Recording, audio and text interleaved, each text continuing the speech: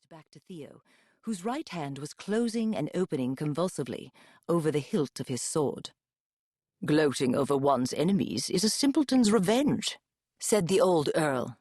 "Any peasant can achieve it." At his nod, a servant offered another goblet to Theo, who took it with poor grace. "Far more enthralling," continued Northampton, "to commiserate with your foe and force him to offer you thanks, even as he suspects you, but cannot say why." As he spoke, a small skiff drew up alongside the barge. A man slid over the rail and glided toward Northampton, shunning the light like a wayward shadow slinking home to its body. "Anything worth doing at all, as Seaton here will tell you," continued Northampton, "is worth doing exquisitely. Who does it is of little consequence. Who knows who did it is of no consequence at all." Seaton knelt before the old earl, who put a hand on his shoulder. "My Lord of Suffolk and my sulking great-nephew are as curious as I am to hear your report." The man cleared his throat softly. His voice, like the rest of his clothing, and even his eyes, was of an indeterminate hue between grey and black. "It began, my lord, when the player's gunner took sick unexpected this morning. His substitute seems to have loaded the cannon with loose wadding.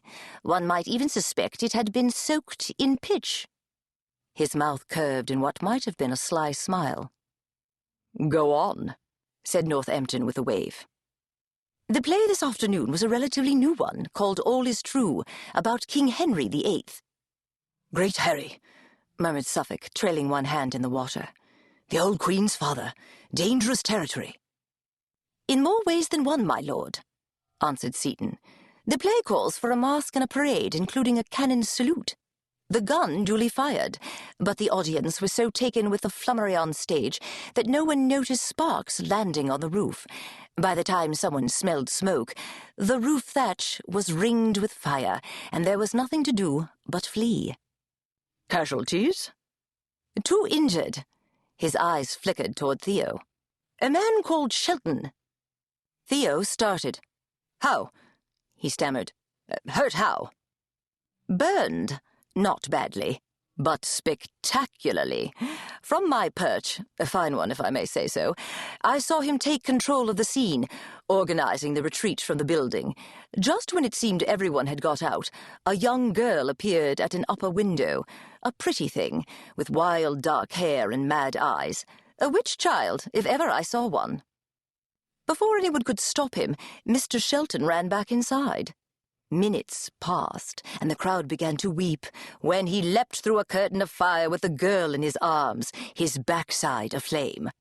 One of the Southwark queens tossed a barrel of ale at him, and he disappeared again, this time in a cloud of steam.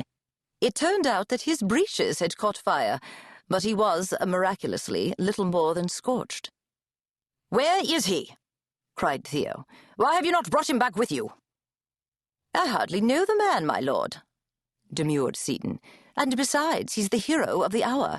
I could not disentangle him from the crowd with any sort of discretion." With a glance of distaste at his great-nephew, Northampton leaned forward. "The child?" "Unconscious," said Seaton.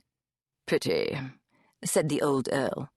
"But children can prove surprisingly strong." Something wordless passed between the old earl and his servant. "Perhaps she'll survive."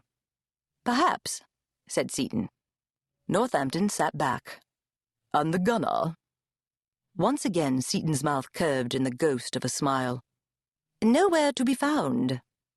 Nothing visibly altered in Northampton's face. All the same, he radiated dark satisfaction.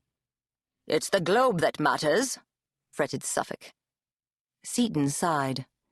"A total loss, my lord. The building is engulfed, the tiring house behind it, with the company's store of gowns and cloaks, foil, jewels, wooden swords and shields, all gone. John Hemmings stood in the street, blubbering for his sweet palace of a playhouse, his accounts, and, most of all, his playbooks. The king's men, my lords, are without a home." Across the water, a great roar shot skyward. What was left of the building imploded, collapsing into a pile of ash and glimmering embers. A sudden hot gust eddied across the